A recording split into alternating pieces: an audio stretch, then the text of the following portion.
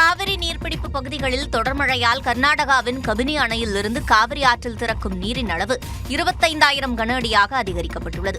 தமிழ்நாட்டிற்கு காவிரி நீரை கர்நாடக அரசு திறக்காததால் தமிழ்நாடு விவசாயிகள் போராட்டம் நடத்தினர். தமிழ்நாட்டிற்கு தண்ணீர் திறக்கக்கூடாது என கூறி கர்நாடகாவில் அம்மாநில அரசியல் கட்சிகளும் விவசாய அமைப்பினரும் போர்க்கொடி தூக்கினர். பேச்சுவார்த்தை நடத்த விருப்பம் தெரிவித்த தமிழக முதலமைச்சர் விஜயை இப்போதைக்கு வரவேண்டாம் என முதலமைச்சர் சிவக்குமார் வேண்டுகோள் விடுத்தார். இன்று அனைத்துக் கட்சி கூட்டம் நடக்கும் நிலையில் நேற்று செய்தியாளர்களிடம் பேசிய முதலமைச்சர் சிவக்குமார் கர்நாடக அணைகள் நிரம்பும் நிலையில் உள்ளதாக தெரிவித்தார். ಕಾವೇರಿನ ನಂಬಿಕೊಂಡಿರುವಂತ ಎಲ್ಲ ರೈತರಿಗೆ, ವರ್ತಕರಿಗೆ, ಇಂಡಸ್ಟ್ರೀಸ್ ಅವರಿಗೆ, ತಮಿಳುನಾಡವರಿಗೆ, ಪಾಂಡಿಚೇರಿಯವರಿಗೆ, ಬೆಂಗಳೂರಿನವರಿಗೆ, ಮಂಡ್ಯ, ಮೈಸೂರು ಏನು ಉದ್ದಕ್ಕೂ ಇರುವಂತ ಎಲ್ಲ ಏನು ಆ ತಾಯಿ ಚಾಮುಂಡೇಶ್ವರಿ ಅನುಗ್ರಹದಿಂದ ಈ ಕಾವೇರಿಯ ಸ್ವರೂಪಿ ಏನು ಹರಿದಾಡ್ತಾ ಇದ್ದಾಳೆ.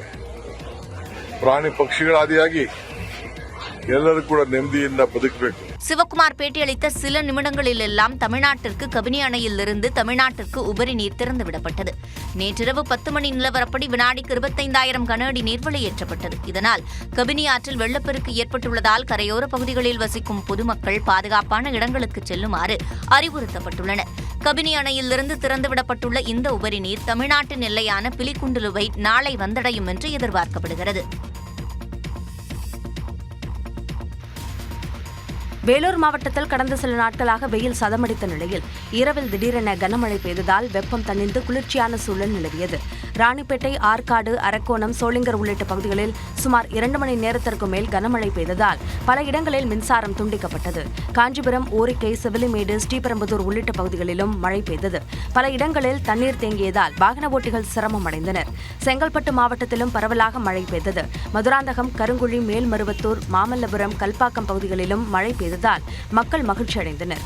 கடலூரில் பகலில் வெயில் சதமடித்த நிலையில் இரவு 7 மணியிலிருந்து 10 மணி வரை மழை கொட்டியது.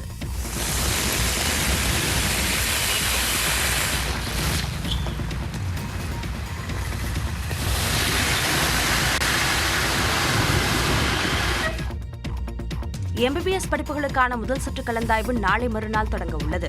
நிகர்நிலை பல்கலைக்கழகங்கள் மற்றும் மத்திய பல்கலைக்கழகங்களில் அகில இந்திய ஒதுக்கீட்டிற்கான கலந்தாய்வின் முதல் சுற்று வரும் 4ஆம் தேதி முதல் 17ஆம் தேதி வரையும், 2ஆம் சுற்று கலந்தாய்வு வரும் 24 முதல் செப்டம்பர் 2ஆம் தேதி வரையிலும், 3ஆம் சுற்று கலந்தாய்வு செப்டம்பர் 10 முதல் 18ஆம் தேதி வரையிலும் நடைபெறும் என்று மருத்துவ கலந்தாய்வு குழு அறிவிப்பு வெளியிட்டுள்ளது. தமிழ்நாட்டில் மாநில ஒதுக்கீட்டு இடங்களுக்கான முதல் சுற்று கலந்தாய்வு வரும் 13ஆம் தேதி தொடங்கி ஆகஸ்ட் 22ஆம் தேதி வரை நடைபெற உள்ளது. இதில் தேர்வானவர்கள் ஆகஸ்ட் 28க்குள் சேர வேண்டும். 2ஆம் சுற்று கலந்தாய்வு ஆகஸ்ட் 31 முதல் செப்டம்பர் 8ஆம் தேதி வரையிலும், 3ஆம் சுற்று செப்டம்பர் 16 முதல் செப்டம்பர் 26ஆம் தேதி வரையிலும் நடைபெற உள்ளது.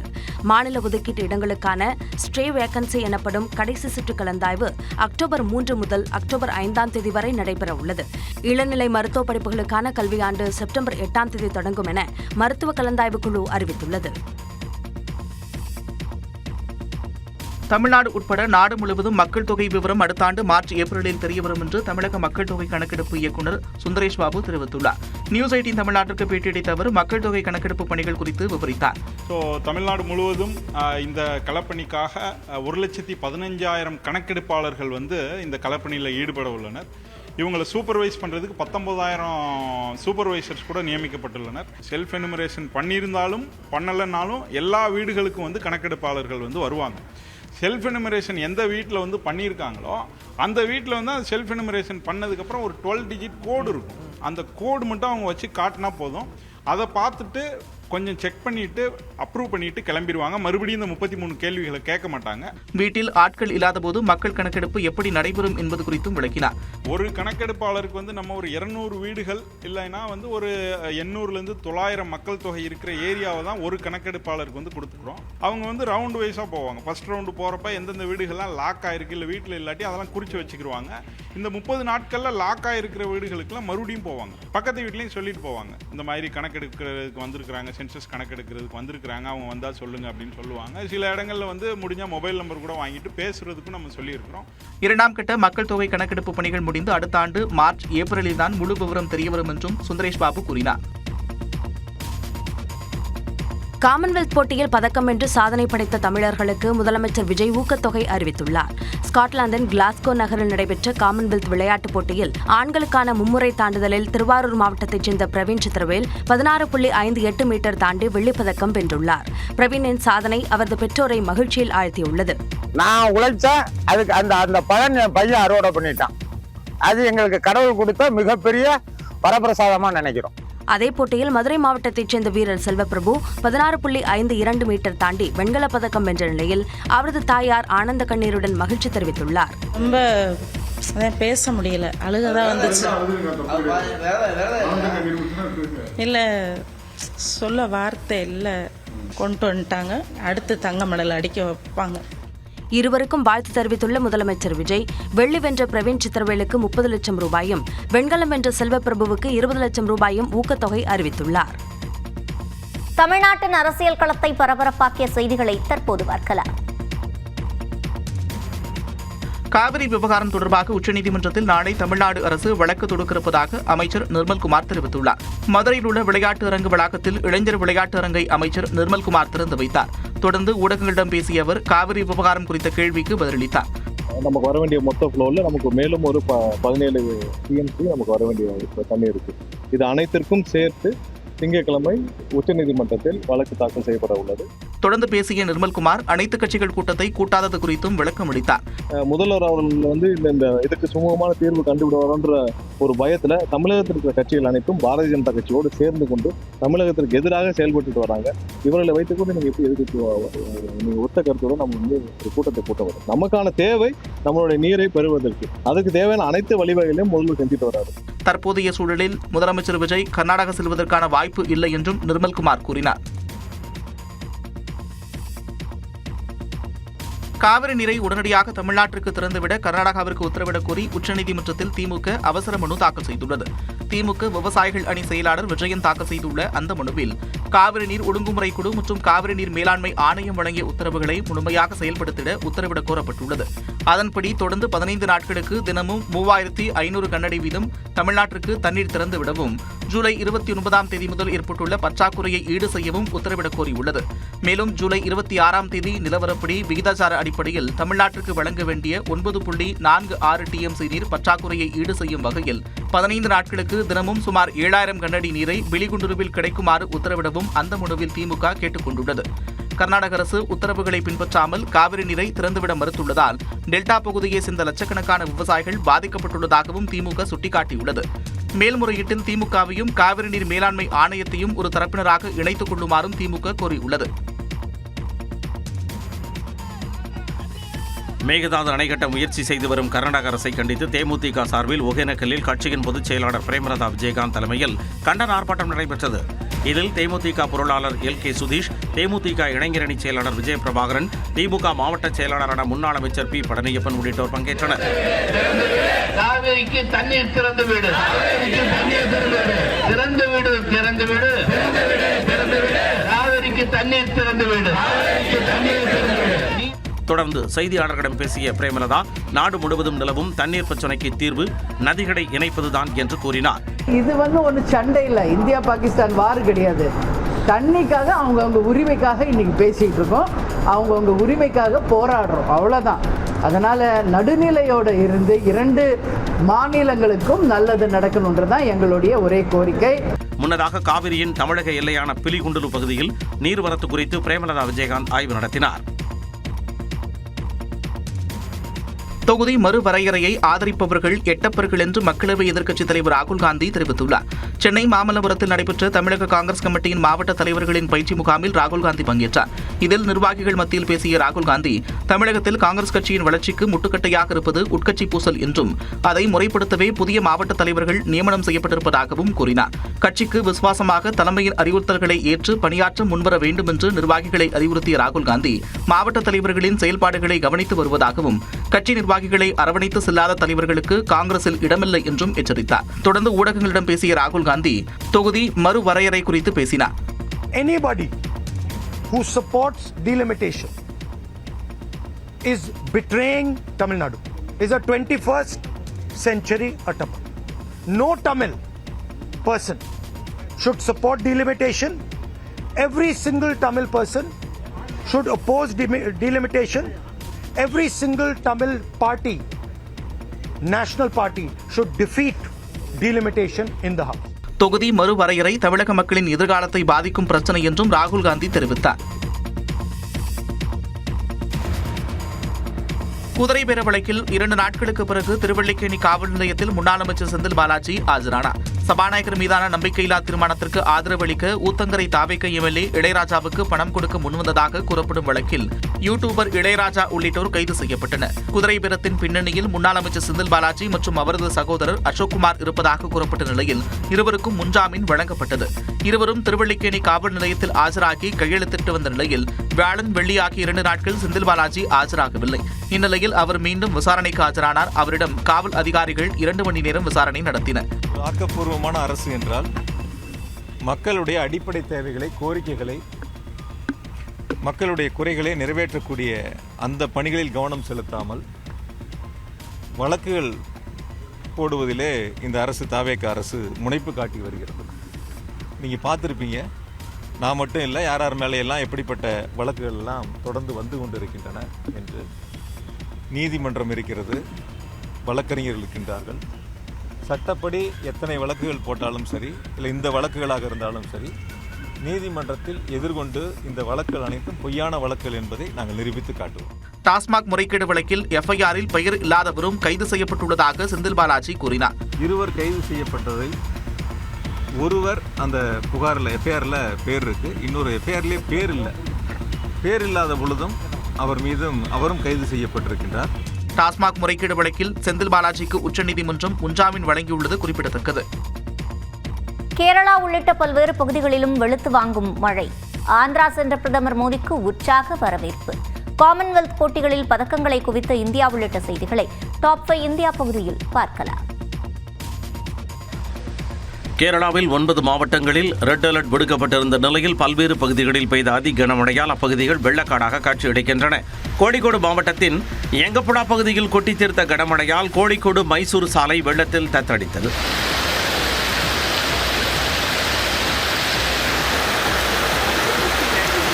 இடுக்கி மாவட்டத்தின் ஐயப்பன் கோவில் பகுதியில் உள்ள பெரியார் ஆற்றில் வெள்ளம் பெருக்கெடுத்து ஓடியது. ஆற்றங்கரையோர வீடுகள், கடைகள் வெள்ளத்தில் மூழ்கின.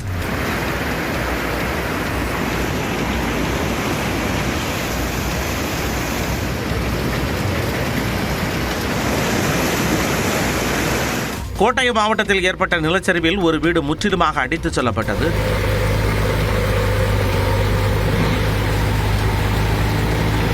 நிலச்சரிவு மற்றும் வெள்ளத்தில் சிக்கி ஒரு குழந்தை உட்பட 6 பேர் உயிரிழந்தனர். நாட்டின் பல்வேறு மாநிலங்களில் வெளுத்து வாங்கிய கனமழையால் பொதுமக்களின் இயல்பு வாழ்க்கை முடங்கியது. ஒடிசா மாநிலம் புரி மாவட்டத்தின் தோகந்தர் பகுதியில் குடியிருப்புகளுக்குள் தண்ணீர் புகுந்ததால் மக்கள் அவதியடைந்தனர். பத்ராக் மாவட்டத்தின் பல கிராமங்கள் நீரில் மூழ்கின.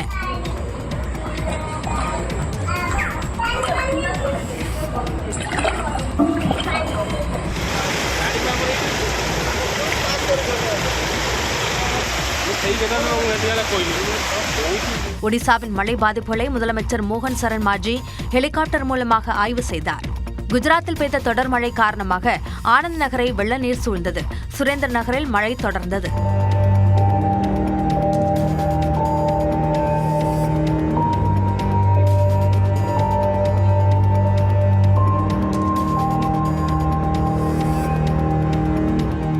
ஜம்மு காஷ்மீரில் பெய்த மிதமான மழையால் ரம்யமாக காட்சியளித்தது.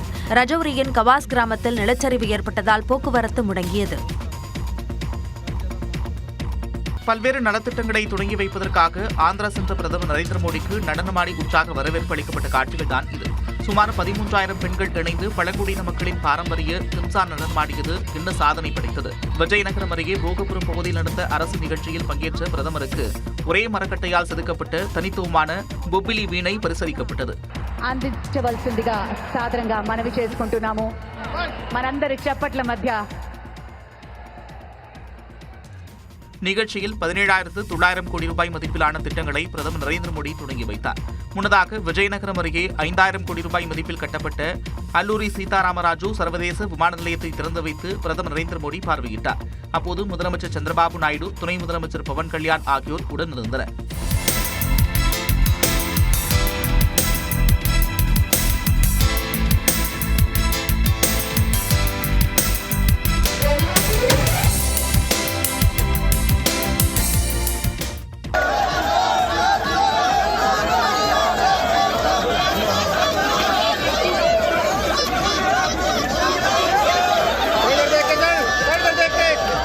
நாடாளுமன்ற வளாகத்தில் காங்கிரஸ் எம்பிக்கள் நடத்திய இந்த நூதன போராட்டத்திற்காக ராகுல் காந்தி உட்பட எம்பிக்கள் மீது வாரணாசி காவல்துறை வழக்கு பதிவு செய்துள்ளது. அயோத்தி ராமர் கோவிலுக்கு பக்தர்கள் நன்கொடையாக கொடுத்த பணத்தில் முறைகேடு நடந்த சம்பவம் நாடு முழுவதும் பெரும் அதிர்வலைகளை ஏற்படுத்தியது. முதற்கட்ட விசாரணையில் 3 கோடி ரூபாய் வரை முறைகேடு நடந்திருப்பது தெரியவந்த நிலையில் கைது செய்யப்பட்டவர்களின் வீடுகளில் நகை மற்றும் பணம் பறிமுதல் செய்யப்பட்டன. இந்நிலையில் நாடாளுமன்ற வளாகத்தில் கடந்த வெள்ளிக்கிழமை ராமர் கோவில் நன்கொடை முறைகேட்டை கண்டித்து நூதன போராட்டம் நடத்தினர். இதையடுத்து சனாதன தர்மத்தை அவமதித்ததாக பல்வேறு பகுதிகளில் பாஜகவினர் போராட்டத்தில் ஈடுபட்டனர். வாரணாசியில் சில துறவிகள் புகாரும் அளித்த நிலையில் துறவியாக வேடமிட்டிருந்த சுயேட்சை எம்பி பப்பு யாதவ், உண்டியலில் பணம் போட்ட ராகுல் காந்தி மற்றும் சமாஜ்வாதி எம்பி அவதேஷ் பிரசாத் ஆகியோர் மீது வாரணாசி காவல்துறை வழக்கு பதிவு செய்துள்ளது. காமன்வெல்த் விளையாட்டுப் போட்டியில் நேற்று ஒரே நாளில் 7 தங்கம் உள்பட 16 பதக்கங்களை குவித்து இந்திய வீரர் வீராங்கனைகள் அசத்தினர். காமன்வெல்த் விளையாட்டுப் போட்டி ஸ்காட்லாந்தின் கிளாஸ்கோ நகரில் நடைபெற்று வருகிறது. நேற்று நடைபெற்ற மகளிருக்கான குத்துச்சண்டை 57 கிலோ எடை பிரிவில் இந்திய வீராங்கனை ஜாஸ்மின் லம்போரியாவும் 70 கிலோ பிரிவில் அருந்ததியும் தங்கம் வென்று சாதனை படைத்தனர். இதேபோன்று குத்துச்சண்டையில் இந்திய வீராங்கனைகள் பிரியா, சாக்ஷி, பிரீத்தி ஆகியோரும் தங்கம் வென்று அசத்தினர். ஆடவருக்கான குத்துச்சண்டையில் 80 கிலோ பிரிவில் அங்குஷ் பங்காலும் 60 கிலோ பிரிவில் சச்சினும் தங்கப்பதக்கம் வென்றனர். அதே நேரம் 90 கிலோ பிரிவில் நரேந்தரும் 55 கிலோ பிரிவில் ஜடுமணி சிங்கும் வெள்ளி வென்று அசத்தினர். மகளிருக்கான 75 கிலோ எடை பிரிவில் லவ்லினா வெள்ளி வென்றார். இதன் மூலம் காமன்வெல்த் குத்துச்சண்டை போட்டியில் இதுவரை இல்லாத அளவாக 7 தங்கம் 3 வெள்ளி என 10 பதக்கங்களை இந்தியா வென்றது. மொத்தம் 39 பதக்கங்களுடன் பட்டியலில் 4வது இடத்திற்கு இந்தியா முன்னேறியுள்ளது. மொராக்கோவிலிருந்து ஸ்பெயினில் குவிந்த மக்கள், சீனாவில் கனமழை, கார் பந்தயத்தில் காயமடைந்த பிரான்ஸ் வீரர் உள்ளிட்ட செய்திகளை டாப் 5 உலகம் பகுதியில் பார்க்கலாம். மொரோக்கோவில் நிலவும் வறுமை காரணமாக ஸ்பெயின் எல்லைக்குள் அத்துமீறி நுழைந்து வாழ முயற்சி செய்தவர்களுக்கு அங்கும் உணவு கிடைக்காததால் பலர் சொந்த நாட்டிற்கே திரும்பி சென்றுள்ளனர். மொரோக்கோவில் நிலவும் வேலைவாய்ப்பின்மை காரணமாக மக்கள் வறுமையில் வாடுகின்றனர். உணவுப் பொருள் பற்றாக்குறை, உணவுப் பொருட்களின் விலையேற்றத்தால் மக்கள் தவித்து வருகின்றனர்.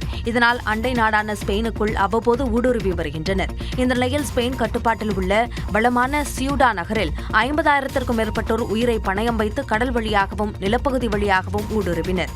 எனினும் அவர்களில் 48,000க்கும் மேற்பட்டோர் மொரோக்கோவுக்கு திரும்பிவிட்டனர். ஸ்பெயினில் நிலவி வரும் ராணுவ கட்டுப்பாட்டாலும் ஒரு நாள் முழுவதும் உணவு கிடைக்காத நிலையிலும் அவர்கள் திரும்பிச் சென்றுள்ளனர். நெரிசலில் சிக்கி 67 பேர் சடலமாக மீட்கப்பட்டுள்ளனர். இதற்கிடையே ஸ்பெயின் அரசு சியூட்டா நகரை சுற்றி 500 மீட்டர் தொலைவுக்கு மிதக்கும் தடுப்பு அமைத்து வருகிறது.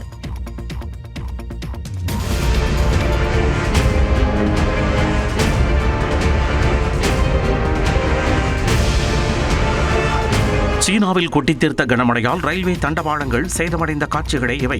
ரஷ்ய எல்லையை ஒட்டியுள்ள ஹைலோங்ஜியாங் மாகாணத்தில் உள்ள முடான்ஜியாங் நகரில் கனமழை கொட்டித்தீர்த்தது. இதனால் ஏற்பட்ட வெள்ளத்தில் பல மீட்டர் தொலைவிற்கு ரயில்வே தண்டவாளங்கள் அடித்துச் செல்லப்பட்டன.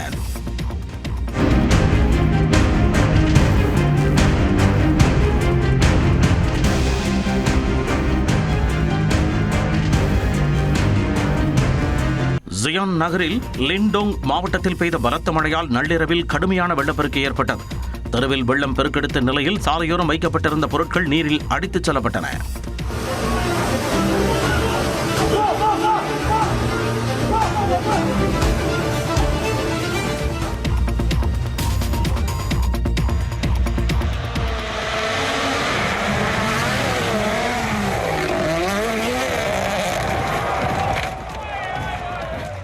பின்லாந்தில் நடைபெற்ற கார்பந்தயத்தில் பிரான்ஸ் நாட்டைச் சேர்ந்த பிரபல கார்பந்தய வீரர் செபாஸ்டியன் ஓஜியர் விபத்துக்குள்ளானது ரசிகர்களிடையே அதிர்ச்சியை ஏற்படுத்தியுள்ளது.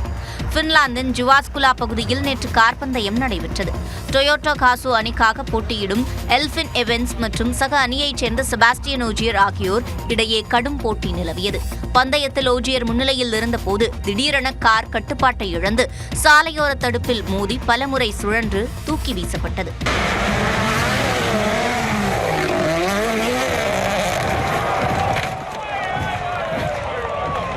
இதனையடுத்து உடனடியாக செபாஸ்டியன் ஓஜியர் மற்றும் இணை ஓட்டுநர் ஜூலியன் ஆகியோர் மீட்கப்பட்டு மருத்துவமனையில் அனுமதிக்கப்பட்டனர். இந்நிலையில் தாங்கள் நலமுடன் உள்ளதாக செபாஸ்டியன் ஓஜியர் எக்ஸ் பக்கத்தில் தெரிவித்துள்ளார்.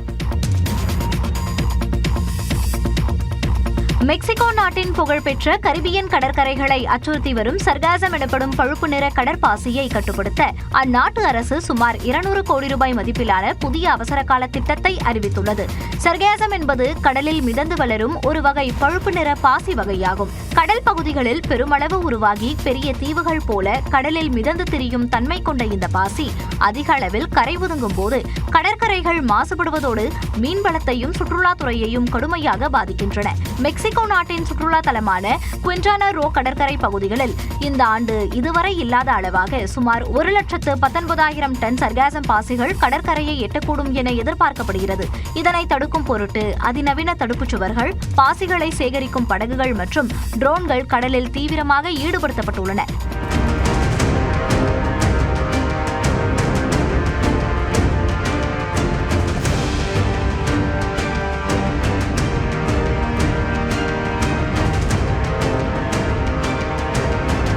கரை சேரும் முன்பே கடலிலேயே பாசிகளை முற்றிலும் அகற்றும் வகையில் திட்டங்கள் செயல்படுத்தப்பட்டு வருகின்றன. உக்ரைன் தலைநகர் கீவில் சனிக்கிழமை காலை ரஷ்யா நடத்திய தாக்குதலில் 3 பேர் உயிரிழந்தனர். கடந்த 2022ஆம் ஆண்டு பிப்ரவரி 24ஆம் தேதி தொடங்கிய உக்ரைன் ரஷ்யா இடையேயான போர் 4 ஆண்டுகளை கடந்து நீடித்து வருகிறது. சமீப காலங்களில் உக்ரைன் தலைநகர் கீவை குறிவைத்து ரஷ்யா தொடர் தாக்குதலில் ஈடுபட்டு வருகிறது. அந்த வகையில் சனிக்கிழமை காலை நடத்திய ஏவுகணை தாக்குதலில் ஒரு குடியிருப்பு கட்டடம் சேதமடைந்தது. இதில் 3 கொல்லப்பட்டனர்.